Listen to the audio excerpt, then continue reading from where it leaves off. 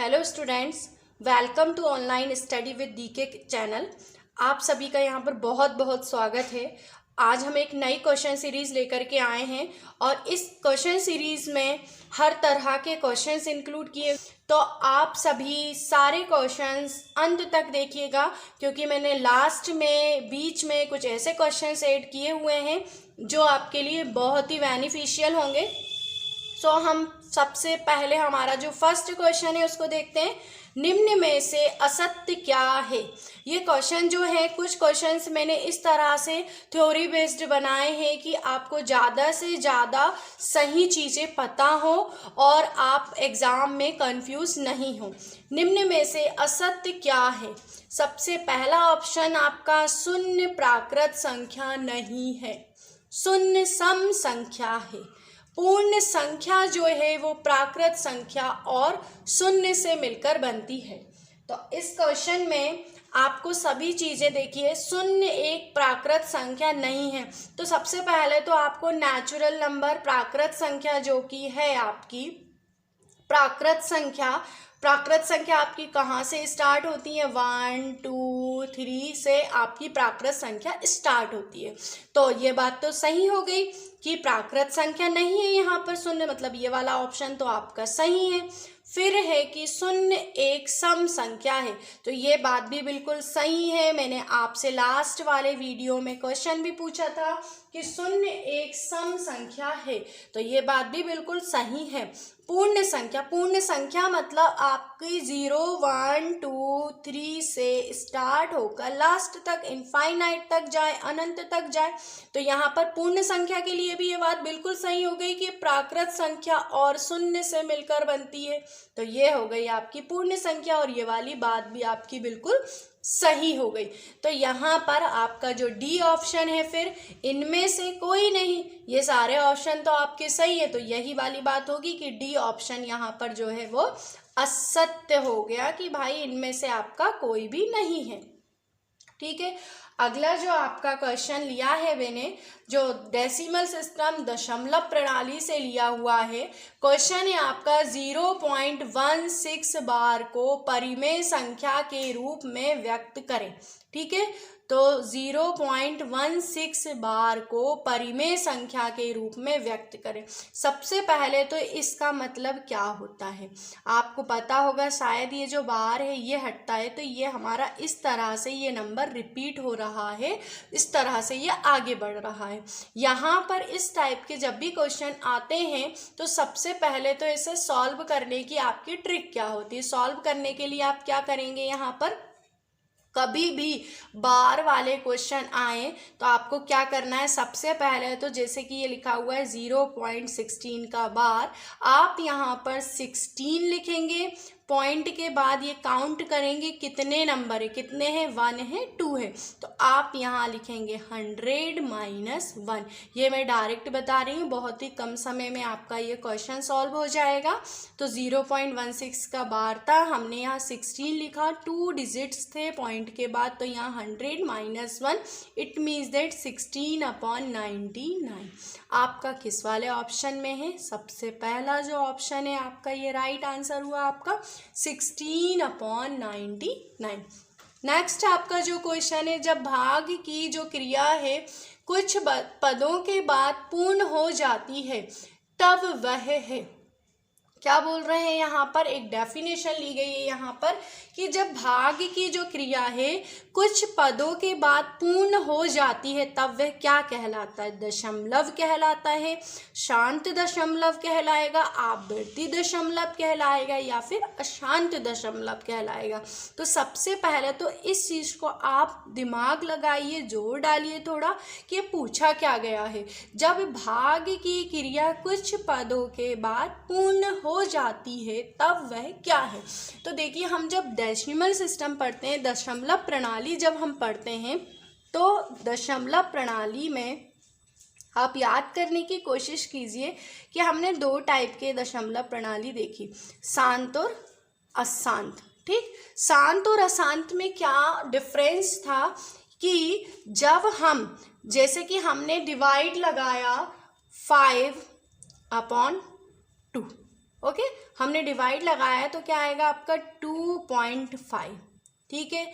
और यदि मैं 1/3 इसमें डिवाइड लगाती हूँ तो 0.333 इस तरह से ये बढ़ता जाएगा। मतलब ये जो 3 है ये फिनिश ही नहीं हो रहा है, एंड ही नहीं हो रहा है, इसका कोई एंड पॉइंट ही नहीं है। तो हम इस तरह के जो नंबर होते हैं इसे हम बार तरह से लिख देते हैं।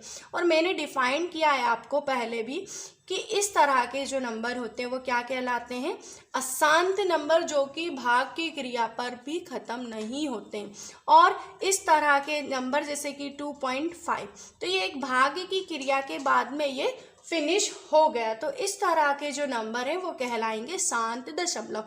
तो फिर से हम पढ़ते हैं क्वेश्चन, जब भाग की क्रिया कुछ पदों के बाद पूर्ण हो जाती है तब वह है, क्या है वह, शांत दशमलव। शायद आप यहाँ से समझ गए होंगे। अब हम हमारा नेक्स्ट क्वेश्चन देखते हैं।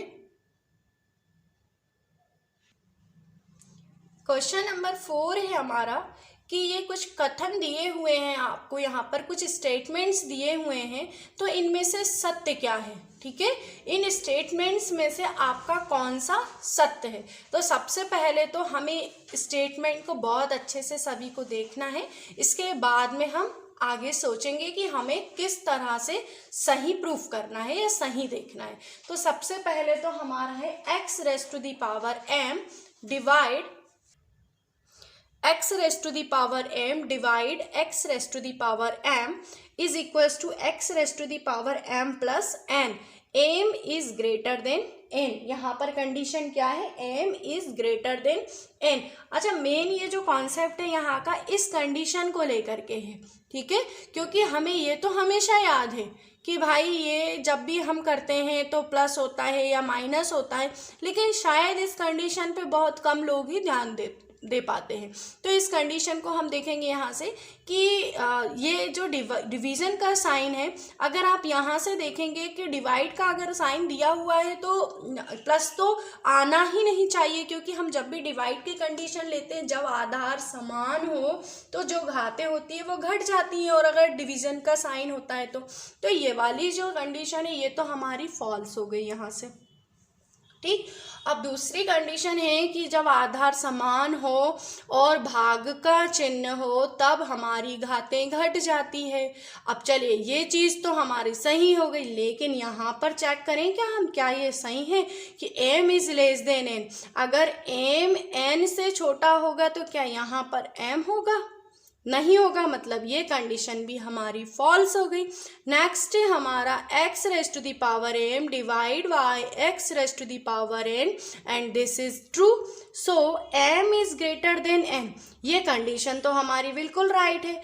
इस कंडीशन में हम इस वाले जो ऑप्शन को सत्य बोलेंगे।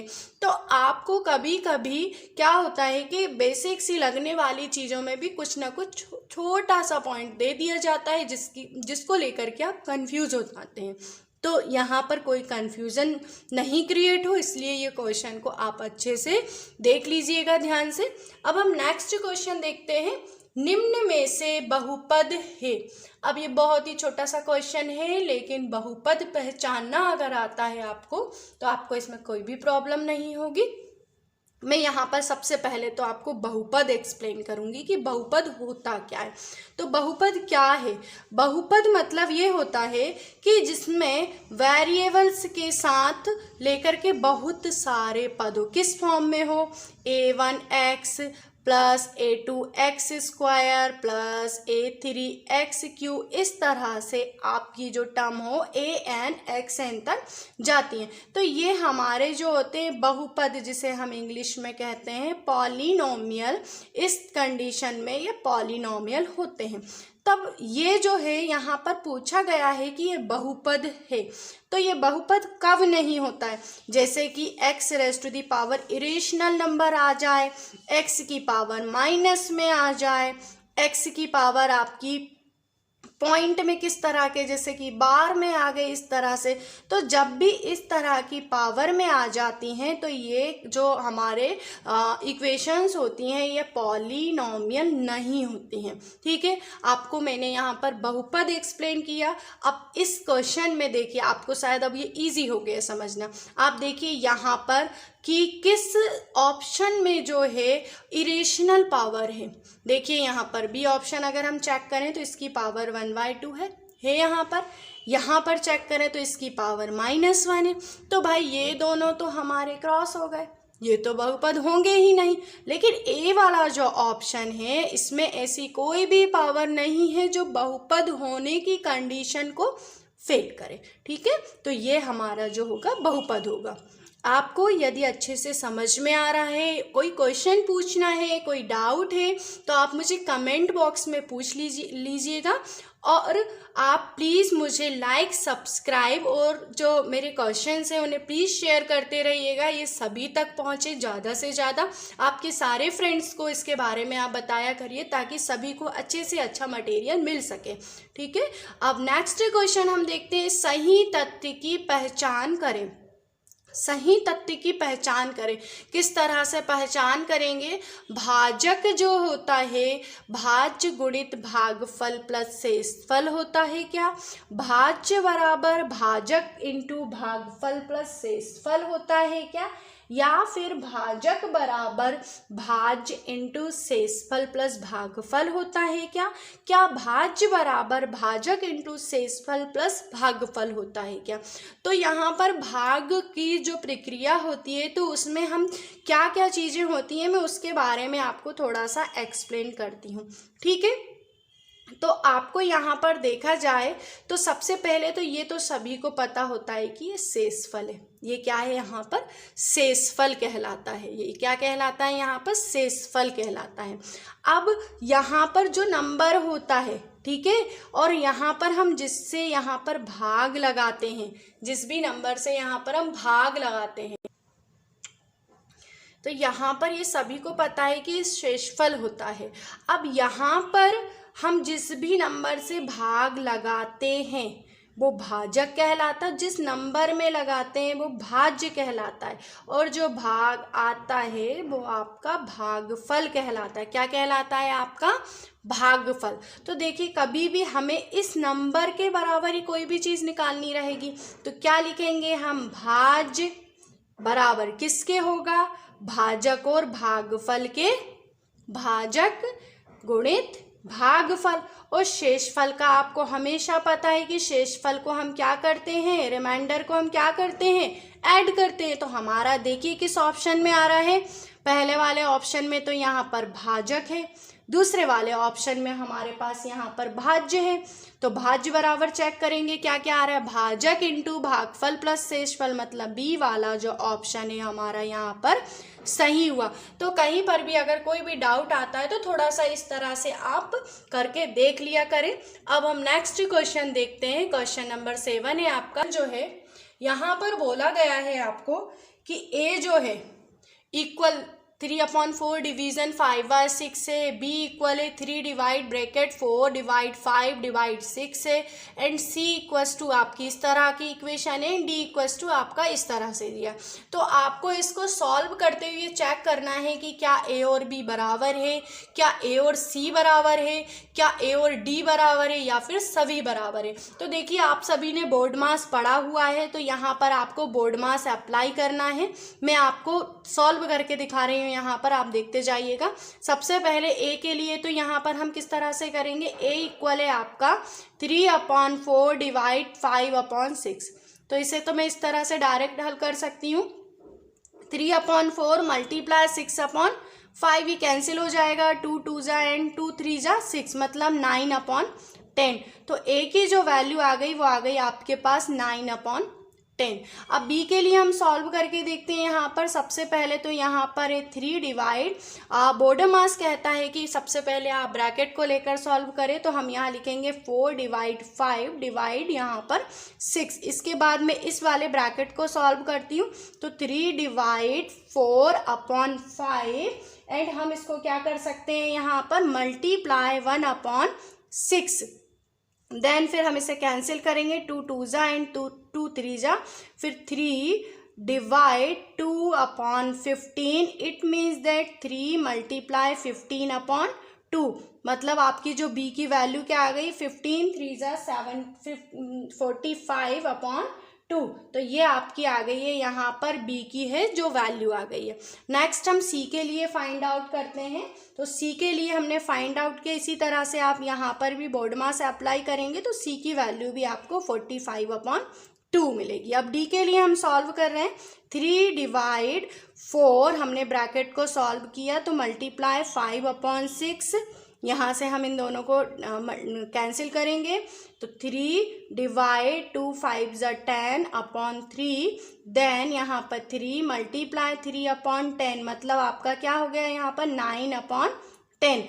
अब d इक्वल्स टू आपका यदि 9 अपॉन 10 है तो यहाँ से चेक करें कि a और d जो है दोनों की जो वैल्यू है आपके पास 9 अपॉन 10 आ गई है a की और d की। अब यहाँ पर ऑप्शन चेक करें कि कहाँ पर a और d बराबर लिखा है, तो थर्ड ऑप्शन जो है आपका यहाँ पर a और d बराबर है, तो आपका ये वाला जो ऑप्शन है ये सही हो गया। नेक्स्ट क्वेश्चन नंबर 8 है आपका 5 raise to the power 2 plus 12 raise to the power 2 raise to the whole raise to the power 1/2 का मान होगा। इस तरह के क्वेश्चन को हम किस तरह से सॉल्व करेंगे, हम इसे डायरेक्ट 25 लिख सकते हैं 5 रेज़ टू दी पावर 2 को। यहाँ पर देखिए 25 plus 1 44 whole raise to the power 1/2, it means that 169 raise to the power 1/2। आप सभी को शायद पता हो कि 169 13 का स्क्वायर होता है और हमने ये 1/2 लिखा, ये कैंसिल, आपका जो आंसर हुआ 13, मतलब E is a right answer. Question number 8 answer is 13। ठीक, अब हमारा जो नेक्स्ट क्वेश्चन है अब हम वो देखते हैं। क्वेश्चन नंबर 9 है, यहाँ पर बोला गया है कि किसी क्रिकेट खिलाड़ी ने 10 पारी पूरे कर लिए। ठीक है, कितने पारी पूरी कर लिए, 10 पारी पूरे कर लिए, तथा उसके रनों का जो औसत है, जो एवरेज है, हमने ये क्वेश्चन एवरेज से लिया हुआ है और इस टाइप के क्वेश्चंस काफ़ी एग्जाम्स में रिपीट होते हैं और ये क्रिकेट से रिलेटेड काफ़ी क्वेश्चंस आते हैं। तो इस टाइप के क्वेश्चन को आप करने की मेरे पास एक छोटी सी ट्रिक है, शायद आपको वो बहुत अच्छी लगे, तो आप उस ट्रिक से इस टाइप के क्वेश्चन करने की कोशिश कीजिएगा। तथा उसके रनों का जो औसत है वो 21.5 है, अगली पारी में वे कितने रन बनाए कि उसके रनों का औसत बढ़कर 24 हो जाए। जब भी इस टाइप की बात की जाए कि उसका औसत बढ़ रहा है, अगली पारी में कितने रन बनाए या रनों का औसत दिया है या पारी दिया है, क्वेश्चन का थोड़ा सा फॉर्म आप समझने की कोशिश कीजिएगा। तो हमें किस तरह से करना है इस टाइप के क्वेश्चंस को, तो देखिए सबसे पहले तो यहाँ पर देख रहे हैं कि जो औसत है वो क्या हो रहा है, यहाँ पर बढ़ रहा है। कितना बढ़ रहा है, 24। तो हम सबसे पहले तो निकालेंगे कि पहले जो औसत था और जो बढ़ गया इन दोनों में डिफरेंस क्या है। तो हमने यहाँ पर देखा 24 माइनस 21.5, तब हम इन दोनों को जो माइनस करते हैं तो हमारे पास कितना है 2.5। तो जो औसत अंतर आया, डिफरेंस आया, वो आया 2.5। अगर क्रिकेट खिलाड़ी कितनी पारी पूरी कर रहे हैं, यहाँ पर 10 पारी पूरी कर रहे हैं, तो 10 पारी पूरी कर रहे हैं तो हम यहाँ पर इससे मल्टीप्लाई करेंगे। तो मल्टीप्लाई करने पर आपको कितना मिल रहा है, यहाँ पर 25 मिल रहा है। अब इन्होंने ये बोला कि पहले जो 10 पारी पूरी कर ली उसमें इनका 25 हुआ, तो जो औसत है बढ़कर कितना हो जाए 24। तो इस 24 को हम यहाँ पर क्या कर देंगे, ऐड कर देंगे, तो आपका कितना आ गया यहाँ पर 49। तो 49 इज योर राइट आंसर है। तो क्वेश्चन देखिए फिर से एक बार, करने का तरीका मैंने क्या करा कि पहले का जो औसत था, बाद का जो औसत था, दोनों का डिफरेंस लिया, कितनी पारी हुई दोनों का मल्टीप्लाई किया औसत के अंतर से, फिर पहली वाली पारी जो थी वो मैंने ऐड कर दी कि कितनी बड़ी, तो आपका जो आंसर आ गया वो हो गया 49। अब हम देखते हैं क्वेश्चन नंबर 10। क्वेश्चन नंबर 10 भी मैंने एवरेज से लिया हुआ है। तो एवरेज से जो क्वेश्चन लिया है, ये क्वेश्चन को आप एक बार देखेंगे तो किसी कक्षा के 15 विद्यार्थियों की औसत आयु 15 वर्ष है, इनमें से 5 विद्यार्थियों की औसत आयु 14 वर्ष है तथा अन्य 9 विद्यार्थियों की औसत आयु 16 वर्ष है। 15वें विद्यार्थियों की आयु है, तो 15वें विद्यार्थी की आयु क्या होगी आपको ये बताना है। तो सबसे पहले तो इसको समझने की कोशिश करेंगे। 15 विद्यार्थी हैं जिनकी औसत आयु कितनी है, 15 वर्ष है, तो हम क्या करेंगे 15 × 15। 15 विद्यार्थियों की औसत आयु 15 है, तो आपका कितना आ गया ये 225। इनमें से 5 विद्यार्थियों की औसत आयु, इन्हीं में से 5 विद्यार्थियों की औसत आयु कितनी है, 14 है, मतलब आपका कितना आ गया यहाँ पर 17। कितने की आ गई, 5 विद्यार्थियों की इतनी आ गई, 15 की इतनी आ गई। फिर इन्होंने बोला कि 9 विद्यार्थी की जो औसत आयु वो कितनी है, 16 है, तो आपका ये 16 × 9 कितना होता है 144। अब पूछा है कि 15वें विद्यार्थी की औसत आयु क्या होगी। क्वेश्चन बहुत ही सरल है, लैंग्वेज आप समझेंगे तो अच्छे से आ जाएगा। तो देखिए 15 विद्यार्थियों की 225, पूरे ओवरऑल विद्यार्थी थे 15 और 15 की 225 हो गई, 5 की और 9 दोनों को मिला के कितने हो रहे हैं हमारे 14। तो 14 विद्यार्थियों की यहाँ पर कितनी हो जाएगी 4 ये 7 और 4 11, 1 और 1 2, तो ये 14 विद्यार्थियों की कितनी हो गई हमारी 214। अब इन्होंने बोला है कि 15वें विद्यार्थी की क्या होगी। तो अगर मैं 15 में से 14 विद्यार्थियों को माइनस कर देती हूँ तो क्या मुझे 15वें विद्यार्थी की औसत आयु मिल जाएगी यहाँ पर। तो हमने माइनस कर दिया तो यहाँ पर कितना आ गया 11। ठीक है, तो आपका जो होगा 11 वर्ष, तो 11वां जो होगा 11 वर्ष आपका ए ऑप्शन के लिए। नेक्स्ट क्वेश्चन है वो है आपका 11 नंबर का क्वेश्चन लिया है। यदि एक कार 32 लीटर पेट्रोल से 288 किलोमीटर चलती है तो 18 लीटर पेट्रोल में वह कितनी दूर चलेगी। ठीक है, क्या बोल रहे हैं, यदि एक कार 32 लीटर पेट्रोल से 288 किलोमीटर चलती है तो 18 लीटर पेट्रोल से वह कितनी दूर चलेगी। तो देखिए वह 32 लीटर पेट्रोल से कितनी दूर चल रही है, 288 किलोमीटर जा रही है। अगर 18 लीटर पेट्रोल है तो कितनी किलोमीटर जाएगी, हमने उसे x सपोज कर लिया। अब इसे सॉल्व करने का जो तरीका होता है हम इसे इस तरह के फॉर्म में लिखते हैं 32/20 288 इक्वल 18/x, मतलब 32x is equals to 18 multiply 288, तो x is equals to 18 into 288/32। तो x इज इक्वल्स टू आपका जो आंसर होगा सॉल्व करने पर कितना आ जाएगा, हम कैंसिल करेंगे 2 1 6 2 9 एंड 2 4 4 7 2 और यहाँ पर 4 4 16, मतलब ओवरऑल जब मल्टीप्लाई करेंगे तो हमारा जो आंसर आ रहा है 162, मतलब A option is your right answer. तो आपको किस तरह से करना है कि 32 लीटर पेट्रोल 288 किलोमीटर, 18 जो लीटर है हमने x लीटर लिया, इस तरह से हमने इसे फॉर्मेट में अरेंज किया, then solve the equation and we'll get x is equals to 162। Next question जो है हमारा 12 नंबर का कि यदि ए की कार्य क्षमता बी से दुगनी है और बी एक काम को अकेले 12 दिनों में करता है तब दोनों मिलकर उस काम को कितने दिनों में पूरा करेंगे। यहाँ पर बोला गया है कि जो ए है इसकी जो कार्य क्षमता है बी से दुगनी है, मतलब हम इसको भी इस तरह से लिखेंगे, ए ये हो गया बी ये हो गया। ए अगर एक वर्क करता है तो बी अगर एक वर्क करेगा तो ए उससे दुगना काम करेगा। तो ए का जो हमारा होगा, ए का एक दिन का काम हमारा कितना हो रहा है हम देखेंगे यहाँ से। सबसे पहले तो ए का एक दिन का काम, एक दिन का जो काम होगा हमारा ए का हम किस तरह से निकालेंगे, एक दिन का काम।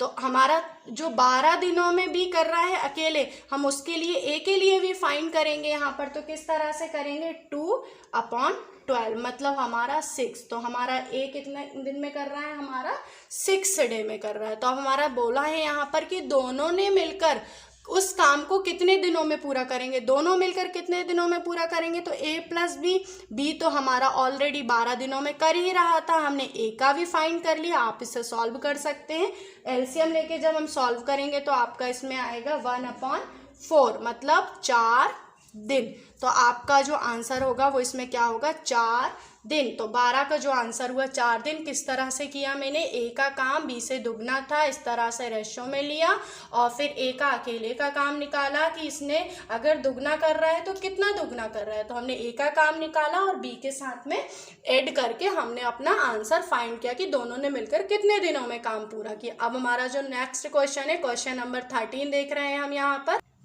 क्वेश्चन नंबर 13 है आपका 1 से 50 तक की सम संख्याओं का औसत ज्ञात करें। अब यहाँ पर देखिए, पिछली बार भी मैं एक सम संख्या से रिलेटेड क्वेश्चन लेकर आई थी, इस बार भी लेकर आई हूँ कि 1 से 50 तक की सम संख्याओं का औसत ज्ञात करें। अब सम संख्याएं अगर हम नंबर की बात करें तो हमारे 1 2 3 4 इस तरह से होते हैं, लेकिन सम संख्या हमारी 2 से स्टार्ट होती है। तो हमारा जो फॉर्मूला होता है कि संख्याओं का औसत ज्ञात करने का, वो होता है n प्लस 1 अपॉन 2 होता है, लेकिन हमारी सम संख्या कहाँ से स्टार्ट हो रही है, 2 से। तो हम लेंगे 2 प्लस 50 अपॉन 2 मतलब 52 अपॉन 2, मतलब आपका क्या आंसर होगा 26। तो इसका आंसर क्या होगा आपका 26। अब क्वेश्चन नंबर आपका 14 देखते हैं।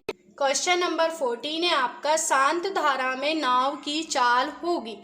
अब यहाँ पर जो है हमने जो क्वेश्चन लिया है धारा से लिया हुआ है। अब शांत धारा में नाव की चाल क्या होगी, तो अब जब भी हम बात करते हैं धारा की तो हम 2 तरह से लेते हैं। यहाँ पर पूछा गया है कि शांत धारा में नाव की चाल क्या होगी। तो जब भी हम इस टाइप के क्वेश्चन की बात करेंगे तो हमारा जो धारा से रिलेटेड फॉर्मूले होते हैं हम उस पर ध्यान देंगे। तो शांत धारा में हमारी जो नाव की चाल होगी वो होगी 1/2 u प्लस बी किलोमीटर पर और। तो आपके क्वेश्चन में ऑप्शन में आप ये देखेंगे कि ये कहाँ पर दिया हुआ है, तो यहाँ पर देखिए माइनस है, यहाँ भी माइनस है, लेकिन आपका जो सी ऑप्शन है 1/2 u plus B kilometre y 100 और।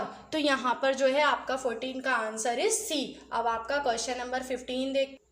क्वेश्चन नंबर 15 है, यदि a0 इक्वल्स टू a⁻0 या a0 इक्वल्स टू 1 है तो क्या कंडीशन इसमें से ये एक्सेप्ट करेगा या किस कंडीशन को लेकर ये कंडीशन होगी।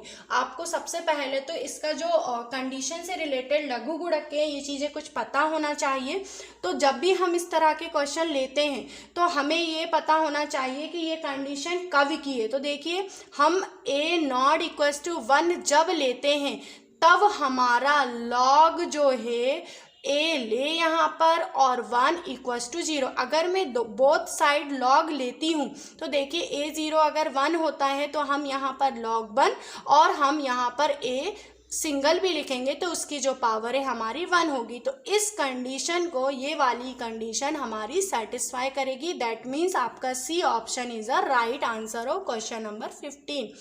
Now question number 16 is log of 4 upon log of 2 का मान ज्ञात करें। तो इस तरह के क्वेश्चन को कैसे करेंगे, सबसे पहले तो log है, आप 4 को यहाँ देखेंगे, क्या मैं इन दोनों को इक्वल फॉर्म में ला सकती हूँ। तो देखिए 2 की पावर 2 अपॉन log ऑफ 2। तो यहाँ पर क्या मैं log को 2 log ऑफ 2 लिख सकती हूँ। तो ये हमने log ऑफ 2 लिख दिया। किस रूल से लिखा हमने, log of m n equals to n log of m होगा यहाँ पर, ठीक। तो ये log 2 कैंसिल और आपका जो आंसर होगा वो आंसर इज 2। मतलब option number A is right answer of question number 16। Now take a question number 17। यदि x जो है लाई कर रहा है यहाँ पर 3 to 10 तब, और y जो है लाई कर रहा है आपका 5 to 15, तब x अपॉन y जो है का न्यूनतम मान है।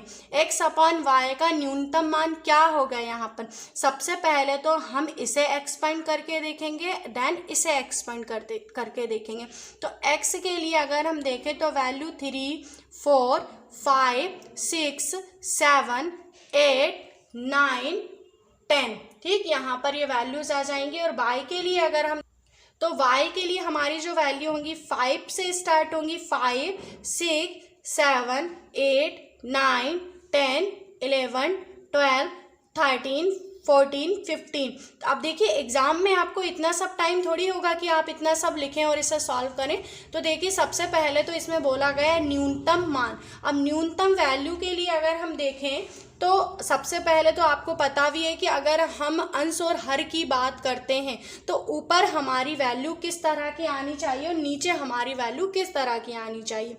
तो देखिए हम यहाँ पर से चेक करेंगे कि x अपॉन वाई के लिए आपकी कौन सी वैल्यू सेटिस्फाई करेगी। सबसे पहले हम 3, 4, 5 इन सभी वैल्यूज़ के लिए अलग अलग, यदि मैं यहाँ से 3 और 5 का रेशो लेती हूँ, 3 और 5 का अगर मैं अनुपात लेती हूँ तो हमारे पास 3 से हम 5 में डिवाइड करेंगे तो हमारे पास 0.6। इसी तरह से मैं कुछ और नंबर्स का देखती हूँ, 4/6 देखती हैं, 3/6 तो 1/2 मतलब 0.5। लेकिन यह न्यूनतम नंबर बोला है तो हम सबसे पहले छोटे नंबर से ही स्टार्ट करेंगे, दोनों छोटे छोटे नंबर लेना है। तो हमारा जो होगा, हम अगर 5 से 10 में डिवाइड लगाते हैं, ठीक है, 10 से हम 5 में अगर डिवाइड लगाते हैं तो देखिए आपका क्या आ रहा है, हम दो नंबर निकाल रहे हैं यहाँ से। तो 5/10 अगर लिखते हैं तो 5 1 जा 5 एंड 2, तो यहाँ पर आपका क्या आ जाएगा 1/2, 1/2 मतलब 0.5, 1/2 मतलब आपका क्या आ रहा है यहाँ पर 0.5। तो यहाँ पर भी हमने देखा कि 3/6 पे भी आपका 0.5 आ रहा था। तो इस तरह से 1/2 एक ऐसा नंबर है जो न्यूनतम नंबर है, तो हमारा जो बी ऑप्शन होगा वो यहाँ पर राइट आंसर होगा। तो हम अल्टीमेटली कुछ जो नंबर्स हैं इन्होंने न्यूनतम बोला है, तो हमने 1-2 नंबर उठाए, दोनों में देखा कि 0.5 था और यहाँ पर 0.6। तो हमारा जो छोटा वाला नंबर था, न्यूनतम जो वैल्यू थी, हमने उस वैल्यू को लिया। अब हमारा नेक्स्ट क्वेश्चन देखते हैं, क्वेश्चन नंबर 18, ऋजु कोण की माप होती है। क्वेश्चन नंबर जो 18 है, कुछ मैंने यहाँ पर स्टेटमेंट लिए हैं आपके, इन स्टेटमेंट के थ्रू आपको शायद कुछ चीज़ें दिमाग में बैठ जाए और इससे रिलेटेड क्वेश्चन आपका कभी भी रॉन्ग ना हो एग्जाम में। ऋजु कोण की माप होती है 180 डिग्री, बृहद कोण की माप होती है 180 से 360 के बीच में, पूर्ण कोण होता है 270 का और पूर्ण कोण होता है 4 समकोण का। तो सबसे पहले तो हमें ये बताना है कि क्या हमारे 1 2 3 4 सही है, 1 2 3 सही है, मतलब कितने ऑप्शन यहाँ से सही हैं। तो सबसे पहले अगर देखा जाए कि ऋजु कोण की माप होती है, तो ऋजु कोण आपका देखिए ये आपका होता है ऋजु कोण, तो ये पता है आपका 180 अंश होता है। बृहद कोण की बात कर रहे हैं तो बृहद कोण आपका 180 से 360 होता ही होता है। अगर पूर्ण कोण की बात करते हैं तो पूर्ण कोण जो होता है आपके यहाँ पर 4 समकोण बनते ही बनते हैं, मतलब आपका 1 2 राइट हो गया, 4 राइट हो गया। लेकिन क्या आपका पूर्ण कोण जब 4 समकोण बन रहे हैं तो 270 का होगा क्या? तो ये हमारा गलत हो गया। तो हमारा 1 2 एंड 4 जो है राइट आंसर है। तो आपका जो ऑप्शन नंबर बी है इसमें दिया हुआ है 1 2 4, तो आपके ये सही हुए। अब 19 है आपका क्वेश्चन नंबर, तिर्यक रेखा के एक ही बने कोण अंतः कोणों का योग होता है। अब तिर्यक रेखा के एक ही और बने अंतः कोणों का योग होता है। हम पिछली बार भी जब हम क्वेश्चन कर रहे थे तो हमारे जो कोण बन रहे थे कि हमारे तिर्यक रेखा के एक ही ओर बने हैं 2 अंतः कोण है, तो हम इनका आंसर बोल रहे थे कि ये हमारे कितने हो जाएंगे 180। तो मतलब हमारा जो ऑप्शन नंबर बी होगा इज अ राइट आंसर। अब क्वेश्चन नंबर हम 20 देखते हैं, एक रेखिक युग्म के कोण संपूरक हैं। पहले बोला एक रेखिक युग्म के कोण संपूरक हैं, दूसरा बोला संपूरक कोणों के युग्म का रेखिक युग्म होना आवश्यक नहीं है। मतलब इन्होंने आपसे 2 बातें बोली हैं, इन दोनों में क्या संबंध है ये आपको बताना है कि एक रेखिक युग्म है जिनके जो कोण है वो क्या संपूरक है। तो सबसे पहली बात तो ये आपका रेखिक युग्म हो गया, तो इनके जो कोण हुए क्या संपूरक कोण होंगे। तो ऑप्शन नंबर सबसे पहले आपके पास जो बात आती है कि संपूरक है, तो रेखिक युग्म के जो कोण होते हैं वो संपूरक होते हैं और संपूरक कोणों के युग्म का रेखिक युग्म होना आवश्यक नहीं है। जरूरी नहीं होती कि संपूरक कोण है तो उनके लिए कोई आपका रेखिक युग्म बने, ठीक है। तो संपूरक कोण के लिए जरूरी नहीं कि आपका रेखिक युग्म होना आवश्यक हो। तो यहाँ पर देखेंगे ये दोनों बातें यहाँ पर संपूरक कोणों को लेकर के बिल्कुल परिभाषा को लेकर के सही बोली गई है। तो आपका ऑप्शन नंबर ए जो होगा 1 और 2 यहाँ पर सत्य होगा। अभी हमने 20 क्वेश्चंस करे हैं और आशा करती हूँ कि शायद आपको सभी क्वेश्चन समझ में आए होंगे। अगर कहीं पर भी कोई डाउट है तो आप मुझे कमेंट बॉक्स में पूछ सकते हैं। और आज के इन लेक्चर्स को, सारे क्वेश्चंस को देखने के लिए, अच्छे से समझने के लिए मैं आपका बहुत बहुत धन्यवाद करती हूँ। आप online study with DK channel को सब्सक्राइब करते रहिएगा और वीडियो शेयर करते रहिएगा। मेरा नाम है नीलम और मैं आपके लिए और भी क्वेश्चंस लेकर आने वाली हूँ जो कि आपके एग्ज़ाम के लिए बहुत बेनिफिशियल होंगे। Thank you, thanks once again.